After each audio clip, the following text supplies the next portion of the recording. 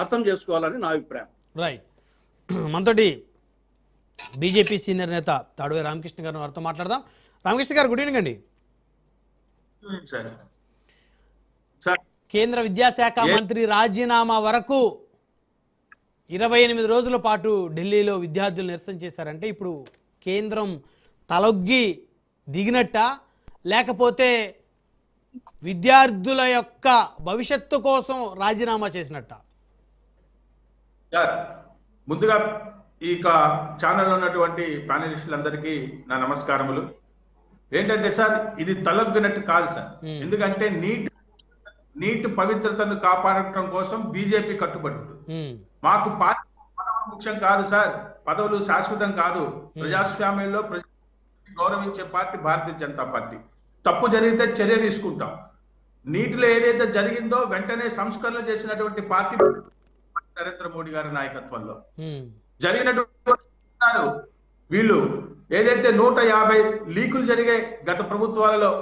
ఇదే ధర్మేంద్ర ప్రధాన్ గారు 2014లో భారతీయ జనతా పార్టీ వచ్చిన తర్వాత 60,000 సీట్లు ఎంబీబీఎస్ సీట్లు పెంచారు. ఇది యువతకు ప్రాధాన్యత ఇచ్చినట్లు కాదా? ఎందుకంటే ఎక్కడైతే ఈ కాంగ్రెస్ పార్టీ ఉందో అక్కడ నీటి విద్యార్థులు కొంతమంది కూడా లేరు సార్. ఎందుకంటే మే 3వ తారీఖున ఎగ్జామ్ జరిగితే 4 రోజుల్లో లీక్ అయిన విషయం తెలుసుకొని ధర్మేంద్ర ప్రధాన్ గారు ప్రెస్ మీట్ పెట్టి పోలీస్ కంప్లైంట్ ఇచ్చి 12 రోజుల్లోనే సిబిఐ ఎన్టీఏ చైర్మన్ ని తీసివేసి పారదర్శకతో అన్ని చర్యలను త్వరితగతంగా తీసుకోవడం జరిగింది సార్. మీరు అంటున్నట్లు రాజీనామా అడగడం కాదు, మేము రిజల్ట్స్ ఇస్తాం. 67,000 సీట్ల రిజల్ట్ ఇచ్చాం. యువతకు కావాలి అంటే ఇన్ని రోజులు ఆలస్యంగా ఎందుకు రాజీనామా చేశారు, చిత్తశుద్ధి ఉంటే అని ఇండైరెక్ట్ గా తులసిరెడ్డి గారు అన్నారు కదా. ఇప్పుడు అదే సార్, యువతకు ఏమిటంటే సార్ 67,000 సీట్లు పెంచాం. యువతకు కావాల్సింది ఏంటి సార్? ఎయిమ్స్ కాలేజీలు 23 కాలేజీలు కట్టాం. ఎక్కడ కూడా లోపించకుండా యువత భవిష్యత్తు కోసం మేము చేశాం. అంతేగాని ఈ యొక్క ఉద్యమాన్ని అడ్డు పెట్టుకొని సమాజంలోని తీవ్రవాదుల్ని అనైతిక శక్తులను కూడగట్టుకొని ప్రధానమంత్రి ఇంటి మీద దాడి చేయడం అన్నది ఎవరైనా సహిస్తారా అంటే అది ఒక కాంగ్రెస్ పార్టీకి చెందుతుంది. ఎందుకంటే చెప్పారు, కాంగ్రెస్ పార్టీ అధికారం ప్రతిపక్షంలో ఉంటేనే దేశానికి తలనొప్పిగా తయారవుతారని. ఎందుకంటే సార్, కాంపిటీషన్ ఫీజు రద్దు చేసింది ఎవరు సార్? ఇదే ధర్మేంద్ర ప్రధాన్. ఎన్ఈపీ తెచ్చింది ఎవరు సార్? ధర్మేంద్ర ప్రధాన్ గారు. మరి కాంగ్రెస్ హయాంలో వ్యాపం కుంభకోణంలో 50 మంది చనిపోతే అడిగిన దిక్కు లేదు, చేసిన ఒక్క ఉద్యమం కూడా చేసిన దాఖలు. ఇప్పుడు రామకృష్ణ గారు ఒక్క ఆన్సర్ ఏం కావాలంటే, నీట్ ప్రశ్నాపత్రం లీక్ అయింది అని చెప్పేసి బీజేపీ కూడా బలంగా నమ్ముతుంది, దాంట్లో ఎలాంటి డౌట్ లేదు. సో లీక్ అవబట్టే పరీక్ష రద్దు చేశారు. అయితే అంత వీక్ గా ప్రభుత్వం కానీ విద్యాశాఖ కానీ ఎందుకు ఉంది అని ప్రశ్నించే వాళ్ళకి ఏం చెప్తారు? అంటే విద్యార్థుల భవిష్యత్తుని కాల రాసేటువంటి ఇంత దారుణమైనటువంటి ఘటన చాలా సెన్సిటివ్ అంశం. మరి అంత జరిగితే ఈ ప్రభుత్వం దేశ రక్షణ కోసం ఎంతో కష్టపడి ముందుకెళ్తున్నటువంటి ఈ ప్రభుత్వం విద్యార్థుల యొక్క భవిష్యత్తు ఈ విధంగా అయ్యేటువంటి ప్రశ్నాపత్రం లీకేజ్ వ్యవహారంలో ఎందుకు కట్టుదిట్టమైనటువంటి భద్రతలు తీసుకోలేకపోయింది సార్? చేసింది సార్. ఎందుకంటే ఇక్కడ మీరు మాట్లాడిన ధర్మేంద్ర ప్రధాని ప్రభుత్వాన్ని అంటున్నారు. ఇదే విపక్షాలు నేను కరెక్ట్ గా ఒక సూటి ప్రశ్న వేస్తున్నాను. ఆ ప్రొఫెసర్స్ ఎందుకు చేశారు? ఆ ప్రొఫెసర్స్ చేసినటువంటి ఏ సంస్థకు దారాదత్తం చేయడం చేశారు? ఆ సంస్థ పేరు చెప్పరు.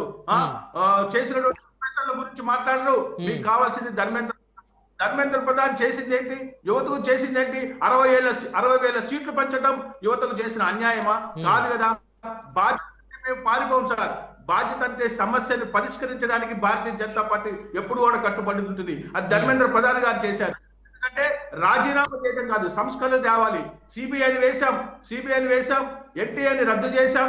వెంటనే దాని మీద ఫాస్ట్ ట్రాక్ కోర్టును పెట్టాం. మరి శిక్ష అమలు అవుతే, శిక్ష కనుక రుజువు అవుతే మరి ₹1,00,00,000 ఫైన్ కూడా త్వరితగతిన తీసుకొని వచ్చాం. అంతేకాదు ఎగ్జామ్ కండక్ట్ చేశాం. 21 లక్షల మందికి పైగా ఎగ్జామ్ కి హాజరవుతే 11 లక్షల మందికి పైగా దానిలో క్వాలిఫై అయ్యారు. తల్లిదండ్రులందరూ కూడా చక్కగా ఉన్నారు. కౌన్సిలింగ్ కూడా జరుగుతుంది. సంవత్సరంలో 901 సీట్లను కూడా పెంచడం జరిగింది. ఎక్కడ కూడా ప్రాధాన్యత ఇచ్చేది. ఇందాక తులసిరెడ్డి గారు చెప్తున్నారు 12 సంవత్సరాలలో మోడీ మీద అసహనం ఎక్కడా లేదు సార్. 12 సంవత్సరాల్లో భారతదేశం అద్వితీయంగా వేగంగా శరవేగంగా ముందుకెళ్తుంది సార్. 60 సంవత్సరాల్లో చెయ్యలేదు కాంగ్రెస్ ప్రభుత్వం, చేతగాని ప్రభుత్వం 12 ఏళ్లలో చేసే రోజుకి వీళ్ళకి ఎటువంటి వ్యాపకం లేకుండా అమాయకమైనటువంటి సంఘ విద్రోహ శక్తులను తీసుకొని ఎక్కడైతే మరి వాళ్ళకు వచ్చినటువంటి నిధులు, విదేశీ నిధులను కూడా సార్ ఇప్పుడు వీళ్ళు అంటున్నారు రేపొద్దున ఆల్రెడీ అమల్లో ఉంది. జూలై 19th నుంచి అక్టోబర్ 18th దాకా అమల్లో ఉన్న ఎన్ఐఏ చట్టం రేపు తప్పకుండా వీటి వెనుక ఉన్నటువంటి విద్రోహ శక్తులకు ఎక్కడి నుంచి ఫండ్స్ వచ్చినాయి వాటిని కూడా తెలుస్తారు. మీకు తెలుసు అంటే సంఘ విద్రోహ శక్తులు ఎవరు ఈ విద్యార్థుల ధర్నాలో పాల్గొన్నారా? మీరు మాట్లాడే మాటలు సంఘ విద్రోహ శక్తులు ఈ నీట్ ప్రశ్న పత్రాలు లీక్ అయిన జంతర్ మంతర్ వద్ద ధర్నా చేస్తున్న విద్యార్థులతో కలిసి పోలీసుల మీద దాడి చేశారంటారా? పోలీసుల మీద దాడి కన్నా పోలీసుల మీద చేశారు సార్. పోలీసుల మీద దాడి చేశారు. ఎక్కడైతే మరి ఏం పని సార్, నీట్ ఎగ్జామ్ కోసం మాట్లాడుతున్న వాళ్ళు అబ్జర్వ్ గురువు లాగా భారతదేశాన్ని ముక్కలు చేస్తాననటం, భారత మాతకు మొగుడు ఎవడయ్యా అంటూ ఎంతమంది మొగుళ్ళు ఉన్నాయని అడగటం, మరి ఇటువంటివి విద్రోహ శక్తులు, అర్బన్ నక్సలైట్లు వీళ్ళతోనా వీళ్ళు చేసేది? వీళ్ళకి ప్రజాస్వామ్యంలో ప్రజలు దొరకలేదా? వీళ్ళకి హింసాయుతంగా